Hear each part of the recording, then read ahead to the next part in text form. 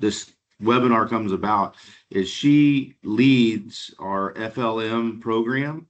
So if anyone's interested in that program, I think we still may have 1 or 2 spots. It's filling up fast this year, but Donna spends monthly calls with the team and delivers content like this throughout the year to everyone that's a participant in FLM. So Donna's background is she's an organization development consultant that she works with for-profit, education, government, and nonprofit organizations to increase their personnel and professional excellence. She collaborates with leaders across teams from the United States, Europe, and Asia. Her work includes personal and group coaching, inclusion and diversity, company culture development, leadership and team development, and strategic planning technology training. She holds a Bachelor of Science degree from Central Methodist College in Missouri, a Master's of Science from Miami University in Oxford, Ohio, and is almost complete with her PhD from Iowa State University. She grew up in St. Louis, Missouri, and currently lives with her husband, John, in Nevada, Iowa. When she isn't doing stuff like this, she enjoys time with her family, biking, hiking, camping, and rooting for the St. Louis Cardinals. So with that, Donna Gilligan. Fabulous. Thanks so much, Brian. I really appreciate that.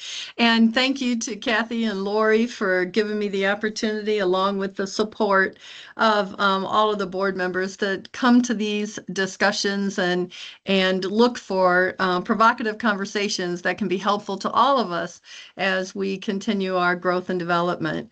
And so I really am excited to be here. I've been looking forward to this. I'm honored every time I get the opportunity to interact with people from the manufacturing industry. My work with Future Leaders in Motion is very rewarding, and each of those participants has been just fabulous each year that I've been able to work with them. Just as another piece of background, I started my professional career in manufacturing at Sauer Danfoss in Ames, Iowa. And during that is where I really began to hone my skills as a very young person on emphasizing culture development. I worked for them for 15 years, and we built leaders because we knew that the culture is defined by the way leaders lead, and we as an organization needed to be very thoughtful on how we developed our leaders to achieve what we wanted to as an organization. So each time I get to come back to any organization like this, and that is grounded in manufacturing and hydraulics and distribution, I feel right at home. So it's a pleasure to be here. Before we get started, got to get you to work. And so the first thing that I want you to think about are, what are some personal or professional challenges which you are facing right now? I'm going to ask you to write those down. I'll also tell you I'm not going to ask you to share them in this group, but I'd like for you to have some thoughts around, again, the challenges, either personally or professionally, that you're facing. And they don't have to be daunting, like just terrible. It just might be a change that you're driving, or that you are having to implement for your organization or your family or your own learning experience. I'm going to be quiet for 30 seconds and ask for you again to write down 3 challenges or changes that you're facing.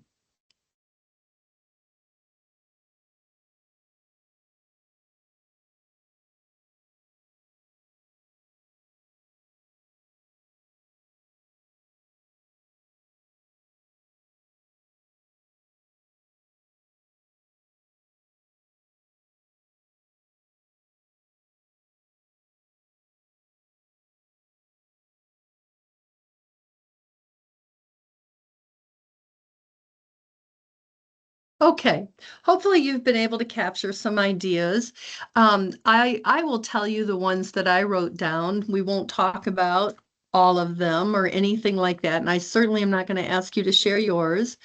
But when I think about some challenges that every day I'm faced with, one of them is my business. And so I'm thinking about two aspects of my business, and they're very distinct. One is growing infrastructure, and the other one is growing longevity. And then I also have a particular family member on a personal level that I'm struggling with. And I don't like to struggle with family. Family's very important to me. But I am. It's a challenge and a change that we're driving across our family. And then also there's always home projects. And so there's some projects going well and some not going well. So I just want to give you those as examples. Now, have your ideas, your changes and challenges in the back of your mind, because we're going to turn our conversation now to fixed versus growth mindset. And we'll have an opportunity to consider, what does a fixed versus a growth mindset have to do with our capability to navigate these changes and these challenges. So, as you probably discovered when you looked at the pre-read, a lot of this conversation, just to give credit where credit is due, Carol Dweck and her work on mindset, the new psychology of success. So if you're looking for the source and you want to learn more beyond the limited time that we have together, that's your best place to go, Carol Dweck's work.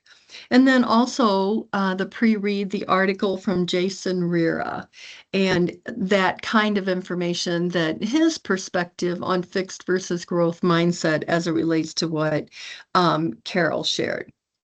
So another thing, just to get us grounded before we jump into this conversation, it has to do with some of the work that many of us on the call have done together, and it's or that you've done outside of us being together, and it's this idea of personality traits that we discover through assessments like the DISC or Myers-Briggs or any of the other tools, Strengths Finders.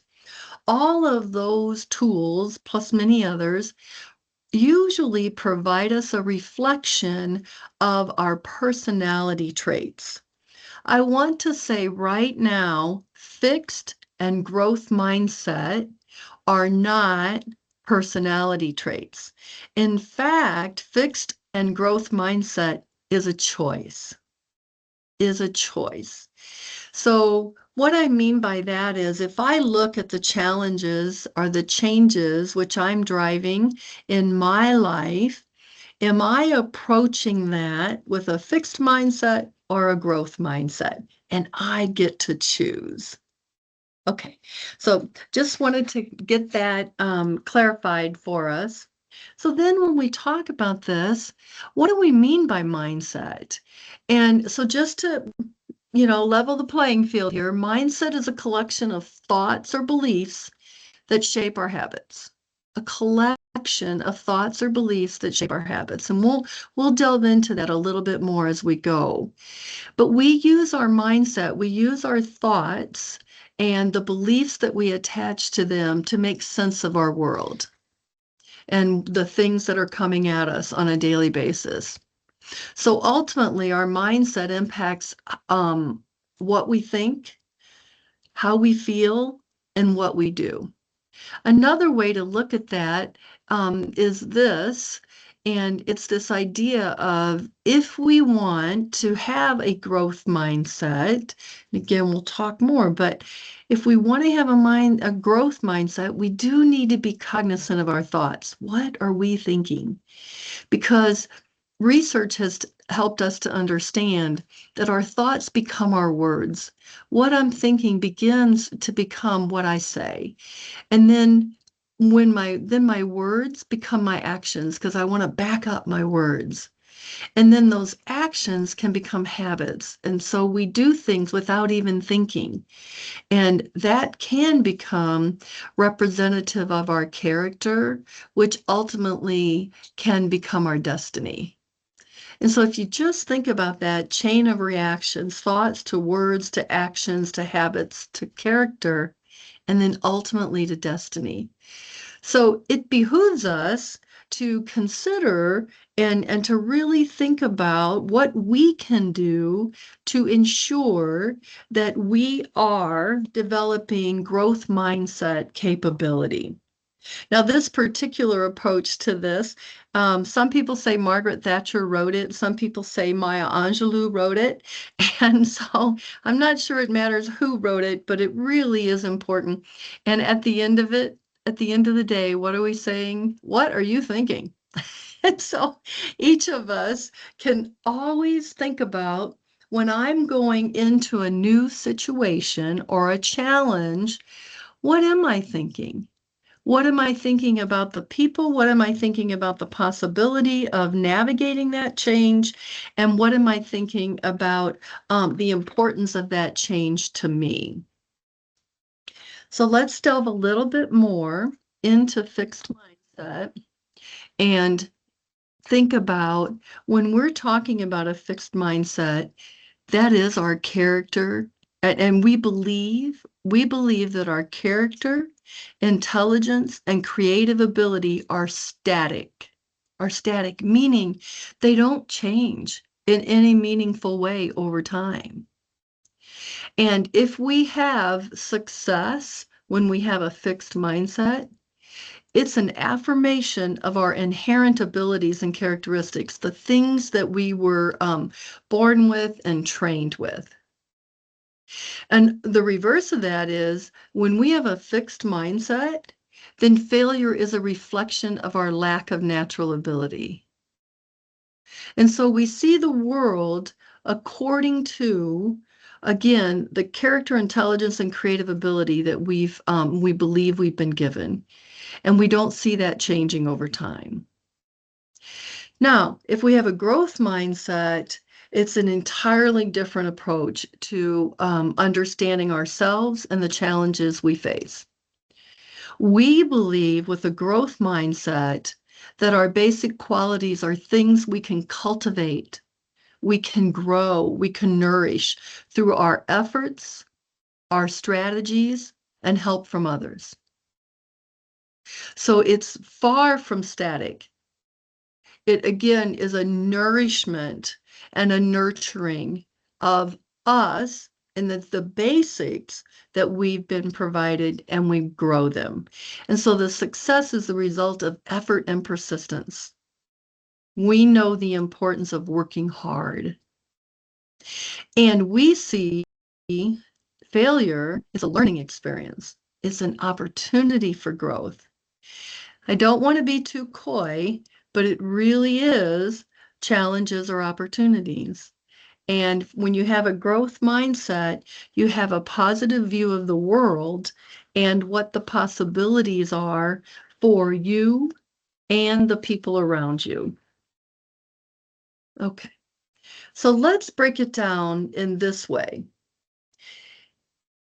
And you can think about the challenges that you're facing, because a question I'm going to ask you is, when you consider this template of a fixed mindset and a growth mindset, and you consider the 3 changes or challenges that you wrote down, are you approaching them with a fixed mindset or a growth mindset? So that's one thing I want you to be thinking about. The other thing to consider is, when you think about the people around you, who, just picture in your mind's eye, who is operating from a fixed mindset and what's the impact of that? And who's operating from a growth mindset and what's the impact of that? They may be your leaders, they may be your team members, they may be your peers, they may be family members.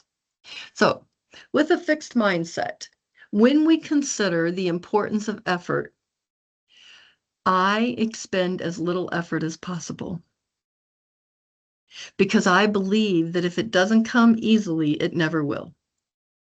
This is what it is. And so if I do 85 or 90%, I feel like I put in a good day's work. If I'm carrying a growth mindset, I believe that good outcomes do require exertion. No pain, no gain. And we believe with the growth mindset that hard work will pay off in the end. We recognize that it may not pay off today, but the investment and the effort given is something that that will have a positive repercussion or a positive outcome on the other side. And so with someone on your team or for you, if you have a growth mindset, you're operating at 110% every time. And so how do people see challenges when they have a fixed mindset? If we look at that, those challenges with a fixed mindset, I'm going to shy away from those challenges and those changes. And the reason I'm going to shy away is I'm afraid to fail. I'm afraid to fail. And so I am probably going to avoid responsibilities.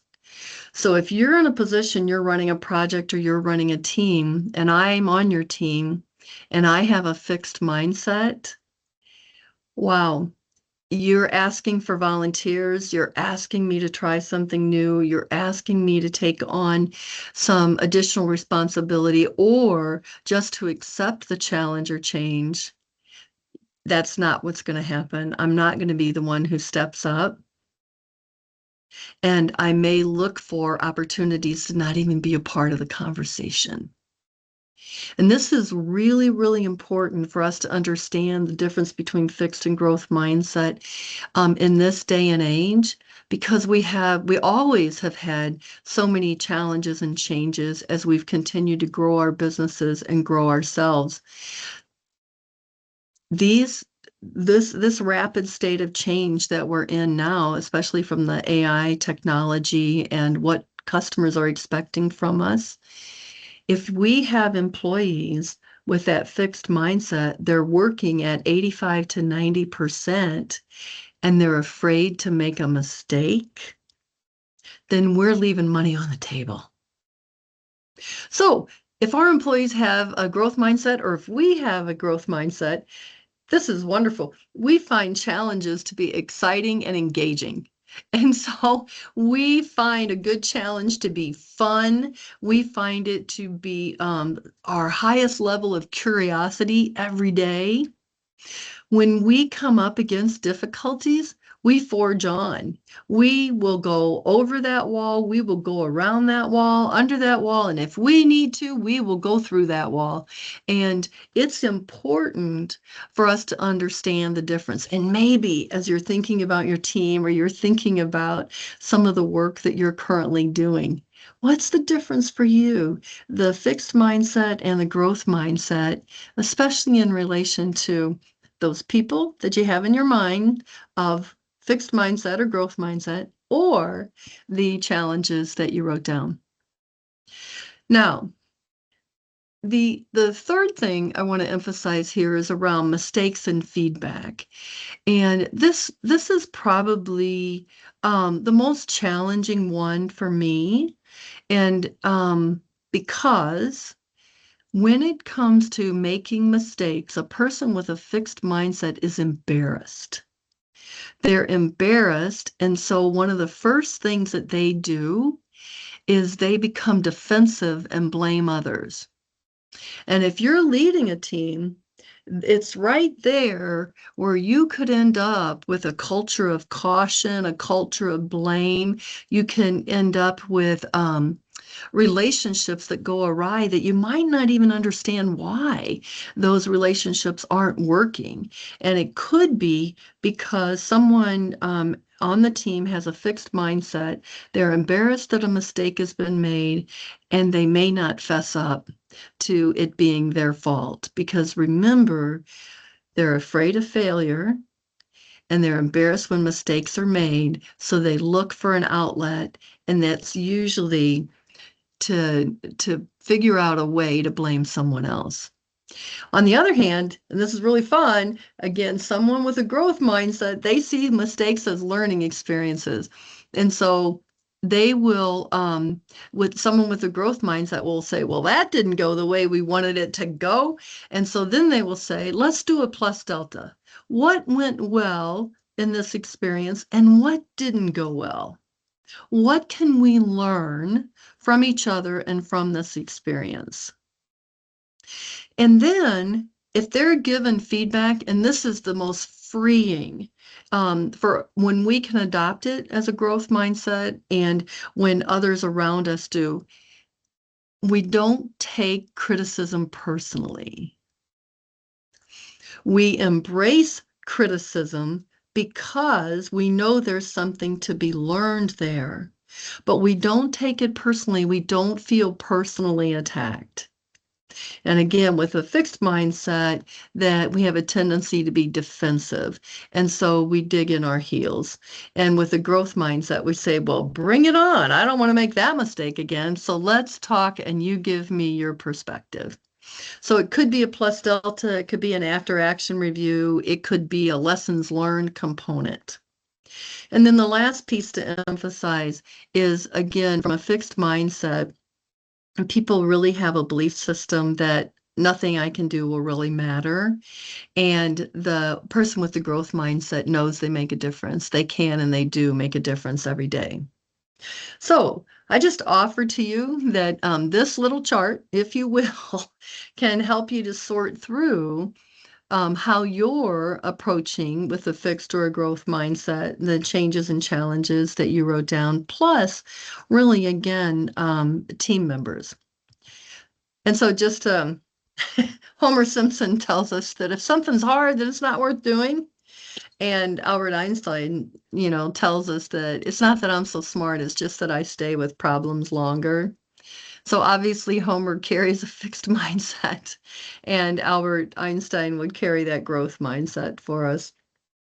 So then what's the kind of the so what, and part of it really has to do with, and a really significant part of it has to do with more psychological safety on teams, which means more effective collaboration.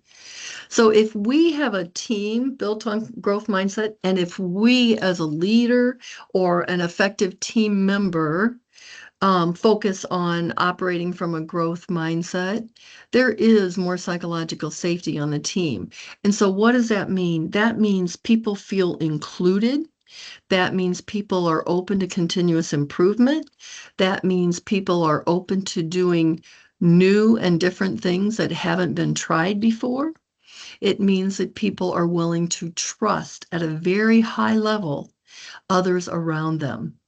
And so with that trust and collaboration and inclusion and that openness to continuous improvement and innovation, with that comes an exciting environment where people get to grow and learn. The other thing that's pretty interesting about it is when we focus on leaders and leaders who are responsible for giving performance, evaluating performance and giving feedback. If we have a growth mindset, it comes natural for us to create an environment where what can we learn from this? And ultimately, our employees are the people that we're giving the feedback to. They're more open and able to integrate feedback. And so then that enhances their intrinsic motivation to learn and perform, and they feel less threatened. And so they're better equipped to recover from and recalibrate their thinking and able to be a more effective team member. In my own personal experience, I worked for a leader in the corporate world, and she she had a fixed mindset all of the time, and golly, the number of people who interacted with her and with that fixed mindset, the number of people that I interacted with after they met with her, they were fearful. They didn't understand why learning wasn't a part of the discussion, and they were cautious. And eventually, the team broke down, and there's all kinds of stuff that happened, if you will, that you might imagine on your own. But the point is that when we are a leader of an organization or we are an influential individual contributor, it really is important to have that growth mindset so that we can create that environment of continuous improvement and innovation. So, so then we ask ourselves a question, what can I do to strengthen my ability to consistently have a growth mindset? And there's several things that we can do. But before we do that, I want to pause right here. I'm actually going to go back to this chart. I'm going to give you just 30 seconds. I would like for you to go to your list of 3 changes or challenges and just write an F or a G beside them. Are you approaching this particular change or challenge with a fixed mindset or with a growth mindset? And I can tell you that 2 of mine I am approaching with a growth mindset and I'm stuck in one. I know that I have a fixed mindset on one of the changes and challenges I'm facing, and I've got to work on that because I get to make a choice on that. So I'm going to be quiet and let you think about fixed or growth mindset for you.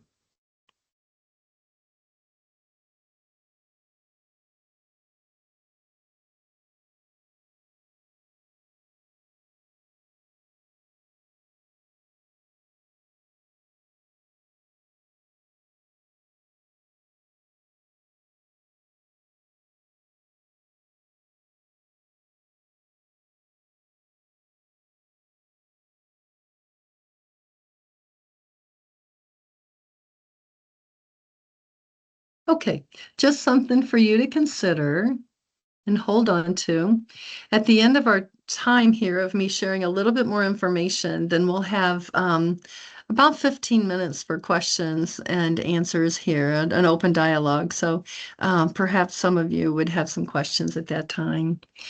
So one of the things, if I want to more actively and naturally have a growth mindset, what are some things that I can do? And again, if you looked at the pre-read, just to highlight a couple of those things that I think stand out and could be helpful is that first one, and the recognizing the fixed mindset traps. And so one of the things that I think about there is this whole idea. Some of you that I see on the call here have heard me say this before. I call it the shrug. And so what I mean by that is if you're in a situation where you're faced with a challenge and you say, hey, it's just always been that way, and you give it the shrug, or she's always been like that, she's never going to change, or that's just the way it is, it's always been there. If that's what's happening for you, that's what we mean by recognize fixed mindset traps. So anytime I feel like I want to shrug it off, that's when I know that I'm leaning in more to a fixed mindset than a growth mindset. And then when we talk about what can we do to cultivate a growth mindset, and we say embrace challenges, what we're talking about there is, do we see, and we got to ask this for ourselves, do we see challenges as a way to do something different? Do we say, bring it on? As I mentioned earlier, do we welcome those challenges and do we see them not as roadblocks, but instead opportunities to learn and grow? One of the ways that I've challenged myself in this is I've had the blessed opportunity actually to do a lot of international travel. And I have to say, it's not so easy. Not the domestic travel is that easy either. But I remember when I first started my international journey, and invariably, when I'd go into an airport or I'd go in to get public transportation to be able to take me where it was I needed to go, something went wrong. And the first 2 or 3 times I went overseas, that it kind of stopped me in my tracks, and it would make me upset. And one day something switched. I said, well, good golly, what can I do to understand what's happening and to learn from this. And so when I did that, international travel became so much fun. And people not understanding me and me not understanding them. I had so much fun making my way through that. That's just one idea. But I recognized that time and it turned me into a problem solver when I switched from a fixed mindset to a growth mindset. And I'll bet you too have those same experiences where it used to burden you when something wasn't going the way you wanted it to go, or when you were asked to do something didn't necessarily want to do, and you crossed over and you said, let's make the best of it. And that's what we mean by cultivating a growth mindset through embracing challenges. And then again, this whole idea of don't fear failure. In the article, we talk about redefine failure. Well, I will offer this to you. I work with some folks who lead entrepreneurship and innovation incubators. And when I work with them, what they say is, are you kidding? If you're not failing, you're not trying. And they say, fail fast and fail forward. So their idea of redefining is if I'm living in a safety zone and I'm not making mistakes or I'm not failing, then I'm really missing out on all that might help me progress or the situation to progress. So again, fail fast and fail forward. And that idea of fail forward is, okay, you've been knocked down. What are you going to do when you stand right up? And when you stand right up, what are you going to do with what you've learned and who are you going to bring through the effort? So we don't want to be afraid of failure. We want to embrace it. And the only thing we want to fear about failure is if we're not failing or we're afraid to fail. And then talk about number 4, valuing effort. We saw it on the chart before. If we're not putting in the work, again, no pain, no gain. If we're not being persistent, if we're not being diligent, if we're not recognizing that from the people around us, then that will limit our capability to grow a growth mindset. If we really are saying, I don't know that I'm really into this, and I've been given 110% for a long time, and I'm done, then we might be shifting from a growth mindset to a fixed mindset. So it's something to consider. And again, as I'm sharing these, I'm talking about us as individuals and how are we viewing ourselves. And then each time I offer to you, when you think about the 2 people that I asked you to write their picture, have them in your mind's eye, a fixed mindset versus a growth mindset. If someone has a fixed mindset, which of these 9 things might be helpful for you to have a conversation with them on? And those that have a growth mindset, which of these 9 things might be helpful for you to have an interaction with them and to appreciate their risk taking and their willingness to stay engaged at 110% level? So then our 5th one, when we talk about the growth mindset, again, we're talking about continue to learn. And you heard from Albert Einstein, and then you heard in the chart that I shared earlier, that we want to make sure that we don't say, darn it, that's a shame, and walk away from those failures or walk away from learning that gives us insight into what we might do next. So we always want to be looking for that moment in time where we say, not what we wanted, what can we learn?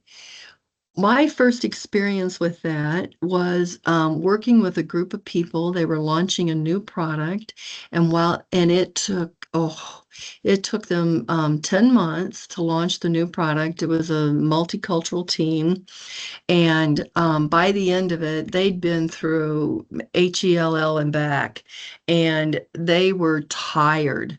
And the leader, the operations leader, said, okay, let's sit down and have a conversation on what went well on our journey and what we could have changed. And they made some ground rules. And one of the ground rules was don't take it personally. And again, from this learning piece, people had invested their lives. It was very personal for them. They'd been working long hours for several months, and they'd taken a lot of risk with the product and with the customer. And so for them, it was a very personal journey. But the discussion was, as we go into learning, don't take work it together as a team. So it's really an opportunity to embrace the joy of learning and to just really have some fun with that. Okay, so then we talk about our number 6, and that's our cultivate persistence. And really, persistence is where the blood flow comes. That's the lifeblood. People just to grow, for us to grow, have a growth mindset, to cultivate our growth mindset, we really need to think about being recognizing we're going to have to go through those walls in some cases, or at least over and around and under. And it does take time and effort. And again, with the growth mindset, we're up for that. And so we're the ones who put in the extra hours. We're the ones that ask the tough questions. We're the ones who more actively document the project as we're going along so we can understand what we've learned along the way. And all of that comes natural for someone with a growth mindset. If it doesn't come natural for the people around you, or perhaps for you in all situations, then it could be that you want to really understand, again, time and effort. Time and effort, and something we don't like, we do not like it, but in a lot of cases, it's redundancy. And so we put in the time, we put in the effort, we've learned a little bit, and we have to go back 2 steps to pull ourselves forward. So if we're going to cultivate that persistence, we have to be accepting of the time and effort required. And so that might be a point of conversation either for ourselves or with the people around us. One of my favorites, as we talk about cultivating a growth mindset, has to do with seek out constructive feedback.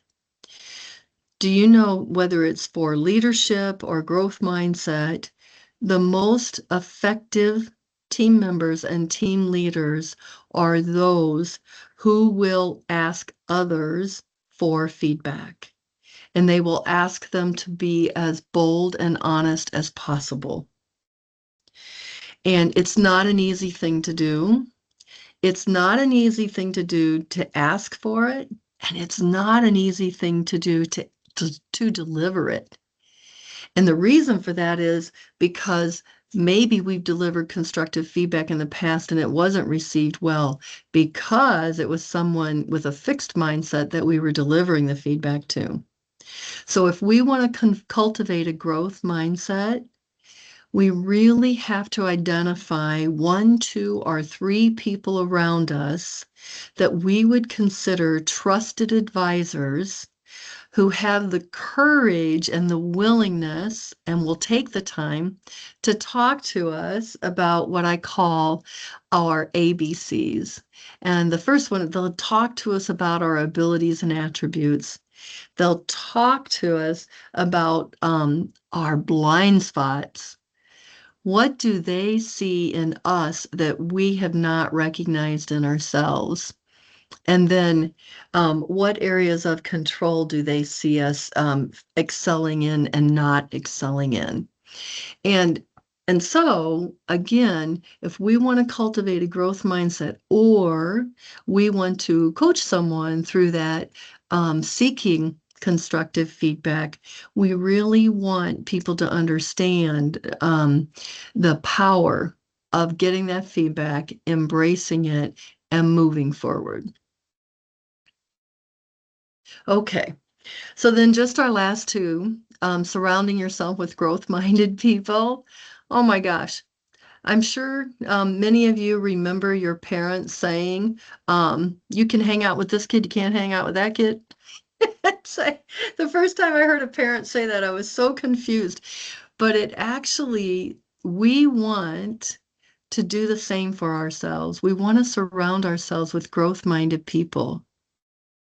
Because the power of that negativity from a fixed-minded person, or the spin and kind of the pull, the gravity pull when someone's spinning as a fixed-minded person, it really can impact us personally, and it can impact the people around us. So it's really important to be able to talk with the people around you, your team members, your peers, and ask these questions. Where are you when it comes to, on balance, would you say 90% of the time you have a growth mindset, or would you say 50% of the time you have a growth mindset? And help people to understand the concept so that you have a greater opportunity to have people who are focusing on embracing challenges, not fearing failure, willing to go the extra mile, and will keep trying. And then I would end with this, and it's a really important one, and it's the celebrating our small wins and the success of others. And this really ties to one, our culture. So some of you on the call, we were able to talk about Kuz's and Posner's work around encourage the heart. And we want to celebrate the small wins we have and the success of others by encouraging the heart and encouraging people, because that encouragement builds courage for going forward and taking on more challenges and more risk. Now, with that said, the other thing is, if we take the time to observe so we can celebrate the people around us, that's also another laboratory for learning. So we get to observe someone who's operated with a growth mindset, been successful in the workplace, been successful in their team, and we can see the strategies and the work that they have put in, and it can be helpful to us for our own learning. So again, I've provided this, and you have the article. When we look at these 9 things, consider them for ourselves. And I'll just go back to, I mentioned that one of the challenges and changes I'm facing, I know I'm carrying a fixed mindset. I don't want to, but that is what is happening right now. And so now I go back to this grid, and even starting with the first one, will it ever change? Is something, it's going on in my brain, and it's in the family situation. Will it ever change? And so I've got my shrug, and I've got my shrug going strong, and that's not helpful.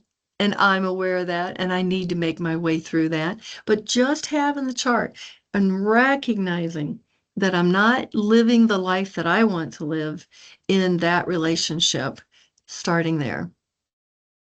And then I can pop down to seek out constructive feedback. I can ask the question, what can I do to make this an easier time to navigate? Going back up to number 6, never giving up. That's Winston Churchill, never give up, never give up. And so then there's many more I could make. But the grid, the chart, when I'm stuck, it provides a way out and a greater level of understanding. Okay, so as we think about those things and we move into a conversation here on, and you can unmute and please just introduce yourself and let me know who I'm talking to. And then Yeah, we can sort through either some of the things that you wrote down or some of the things I went through too quickly. So, what questions do you have? So I have one, Donna. It's like, so you talked about your three problems, and two of them you're good, and one of them you're fixed. Yes. What about the four categories of in that chart with the four? And is it possible to have? You don't necessarily have to be fixed in all those categories. You could be fixed in one or two of those categories, and that's still hanging you up. Yep. Yep, that's exactly right, Brian. And so I may be willing to take on the challenge, but if I'm not willing to put in the effort, so I might be willing to say, yeah, I have a role here, but if I'm not willing to put in that effort, or if I really believe that on that locus of control, that I don't have any control, there's nothing I can really do to impact this. If that's what happens, then I'm too stuck, if you will, and I'm going to spin. Yeah. Yeah, and I'm not proud to say, that one of the that I'm stuck, but it's also reality. And what I really am trying, I mean, it's hard to say it, but what I want us to understand and embrace is that we're not perfect, and growth versus fixed is a choice. And so I have to get to a point of homeostasis where I can make a different choice with my particular family situation and the way that I interact and the way that I support. So, but that's what the growth and fixed is all about, choice. Others,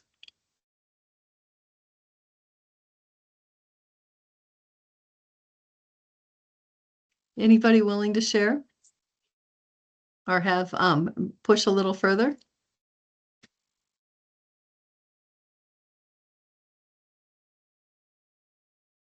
Oh, I see your I names. I go one more. Okay, thank you, Brian. You're so kind. What is there a mushy middle between fixed and growth? Yeah, I'm sure there is. And when you're pushing on, are you fixing these two areas and and growth in those two areas? But as a general rule, as a general rule, we tend in a particular situation, we tend to one or the other. And it might be a time statement, as I've been trying to again illustrate. For some amount of time, I'm stuck and I know it. And I've got to figure out. And so I need to go back and do what I was talking about earlier. I need to talk to my coach and say, I gotta work through this. I need some guidance, support, just a place for you to be a sounding board for me. And so I go back and I use those resources so that I can see it as a learning opportunity. So is there a squishy middle?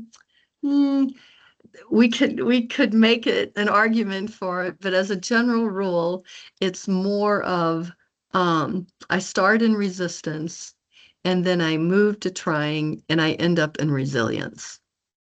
And so once I lean in and I take on the challenge, then it really fuels my capability to take on more challenges later. So, anybody else?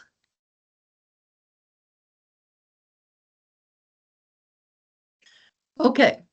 Well, I just want to share with you then that when I became aware of this understanding of growth mindset versus fixed mindset, it made sense of the conversation around learning and the conversation around positive attitude and the importance of our impact on others. And so if I have a fixed mindset and I enter into our teaming work or our project work or our relationships within our organization, if I enter into that with a fixed mindset, then I don't have a very positive work experience. And if I'm deep in fixed mindset without this knowledge that we've talked about today, then eventually it becomes just a bone of contention. It's just a bad work environment. The culture becomes toxic. And so the gift and the request that I have of you is just even that one chart that I shared. If you take that and you keep it in front of you and you use that as a guide for helping others to understand, because honestly, there are people who operate with a fixed mindset and don't even know they're doing it. They don't even know they're doing it. And it's actually, and we don't have time to go into this, but the interesting thing about that is it's very natural to have a fixed mindset when we come up against really big challenges. And the reason it's natural is because we're protecting ourselves.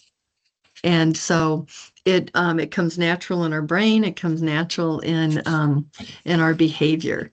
And so because we now have this information and we know there's people around us who have some of this information, then we can take the opportunity to at least give people a chance to understand. So if half of you on this call go and talk to that person that you have in your mind's eye around their fixed mindset and just let them read the chart or let them read the slides that will be uploaded, then it creates the foundation for the conversation. So, and if anybody wants to have a conversation, the first slide had my contact information on it. So I hope many of you took a picture of it. If not, again, it will be uploaded and you'll have my contact information. And I'll end where I started. Thank you. Thank you for the opportunity to be with you. I really appreciate it and look forward to seeing many of you down the road here. Donna, thank you Thanks. so much. This was so Mhm. informative. And like you mentioned, if anybody has a fixed mindset person on their team, please know that we did record this and it will be available on the FPDA website here in a few days. So with that, again, Donna's information is included if you want to reach out to her directly. So thanks everyone for joining us. Quick last minute plug, just to remind you that the FPDA webinar series, there still are more webinars to register for on the website, and that the Industry Summit conference website is open, registration is open, and we hope that you'll be able to join us in Portland, Maine. And I know Donna will be there with us as well. So thanks so much, everybody. We hope you have a wonderful day and look forward to seeing you on the next call. Take care. Thanks so much. Thank you, Thanks, Donna. Tom. Yes, thank you, Brian.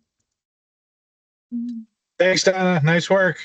Thank you so much, Ryan. I think that was Ryan that said that. Yeah. Bye, y'all. See you soon. Some of you.